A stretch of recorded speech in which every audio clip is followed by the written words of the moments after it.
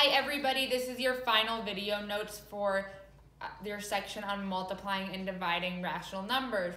To review, if I have two numbers and I'm dividing them with the same sign, I'll end with a positive quotient. If I have two numbers with different signs and I divide them, I'll end with a negative answer or quotient. To review decimal division, we did this in the beginning of the year, but just so you remember, when we have a decimal answer that we're dividing by, we really want that to actually be a number without any decimal places. Then we can kind of see where the decimal is a little bit easier. So our first step is to always move the decimal so that this number has no value places beyond the decimal or it's a whole number. So in this case, I need to move the decimal one to the right. Now I can't just do that without any consequences. I also need to move the decimal of my divider one to the right as well. So if I move my decimal of my first number one to the right, I have 80. If I move my decimal of my second number one to the right, I have 22. 8 divided by negative 2.2 is the same as 80 divided by negative 22. Again, we're only moving the decimal so that of the second number, so that the second number is a whole number. Now we can go ahead and divide 80 divided by 22. 80 goes underneath the radical here, so we have how many times does 22 go into 80? Well, I know 4 is too big, let's try 3. 3 times 22 is 66. I subtract, I'm left with 4. This right here is where my decimal place is because it's 80, so I'm going to put it right up there as well. I have another 0 here, I can bring it down. How many times does 22, sorry, this is 140. How many times does 22 go into 140? Let's try 6, let's just be my guess. 6 times 22, well 6 times 2 is 12, so 2 carry the 1. 6 times 2 is 12, plus 1 is 13. 140 minus 32 is 8. Again, if I carry down the 0, I see that I again have 80. Well, just like before, I'll try 3. 3 times 22 is 66. Again, I'm left with 14. We now see that we'll have a pattern that will just keep repeating. When we have that pattern that just keeps repeating, we know that 63 is repeating. So as I go up to my answer here, I have 3. My decimal place is right here, right above where it was here. 63 is repeating. So I have 3.63 repeating. Now at the beginning I had a positive divided by a negative. Different signs tell me my final answer is negative. So our summary for this is, remember, we need to be moving the second decimal, the decimal place of the second number in my divider, in order to end here with a good number. And just a quick check, this is about 3 or 4, this is about 2. Is 3 or 4 times 2 about 8? Yes. If you had done this and gotten 36.3, maybe that would be an incorrect answer. There is example number 2, and I already started it for you. We have negative 3.45 divided by negative 1.5. We need to have this number be a whole number, no values beyond the decimal. In order to do that, I need to move my decimal place 1 to the right, which means I have to move my decimal place 1 to the right here. Notice how this final answer is not 345 divided by 15. It's 34.5 divided by 15 because we're only moving the decimal place once. Now let's guess, how many times does 15 go into 34.5? How many times does 15 go into 34? My guess is about 2. 2 times 15 is 30. If I subtract, I'm left with 4.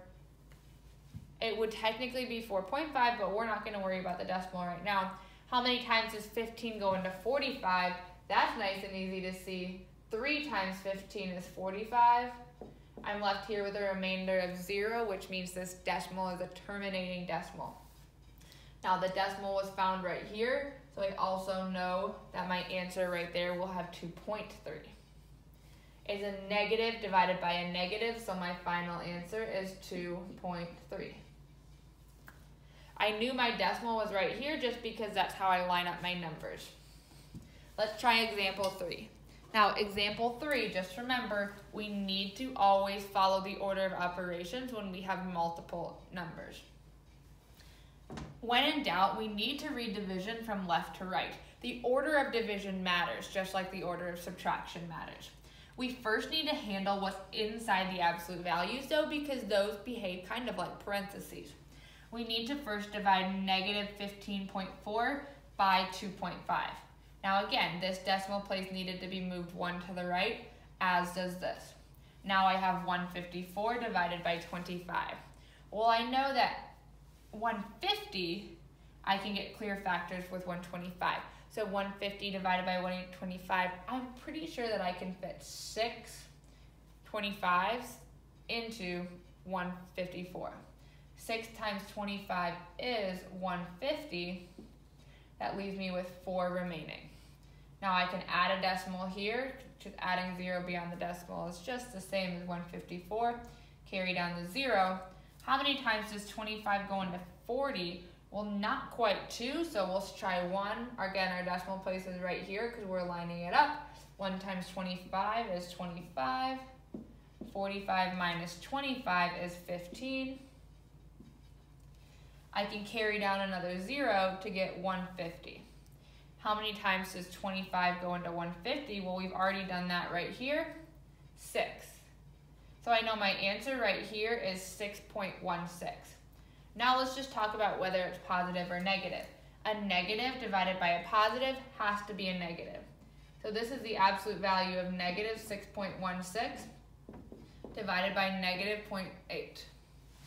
I take the absolute value, that's 6.16. I'm then going to divide it by negative 0.8.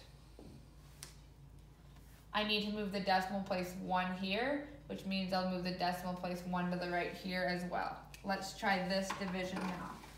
After I move those decimal places, this now becomes 61.6 divided by 8. Let's first see how many times does 8 go into 61.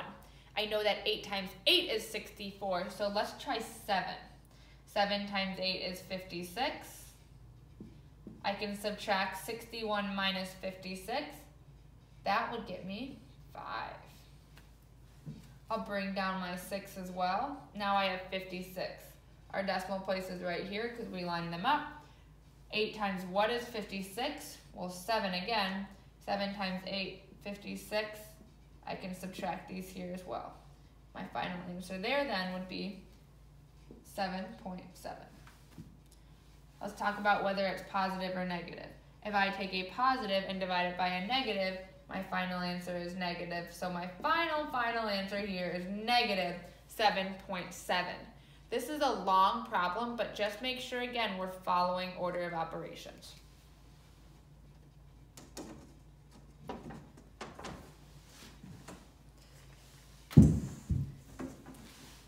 Our last example is a real-life application. An investor owns stock A, B, and C. They want to know the mean change in the value of stocks. I'm going to have you all try this one on your own, but I just want to get you started. In order to find the mean, recall that we need to add all of our values and divide by the number of values we have. In this case, we have 1, 2, 3 values, so we're going to add those 3 and divide by 3. Now I have 2 negative numbers. If I add numbers with the same sign, I add them and keep the sign in the end. So 9 plus 2 is 1, carry the 1. 1 plus 3 is 4, plus 5 is 9. My decimals line up. 0 plus 0 is 0. 8 plus 8 is 6, carry the 1. 1 plus 2 is 4.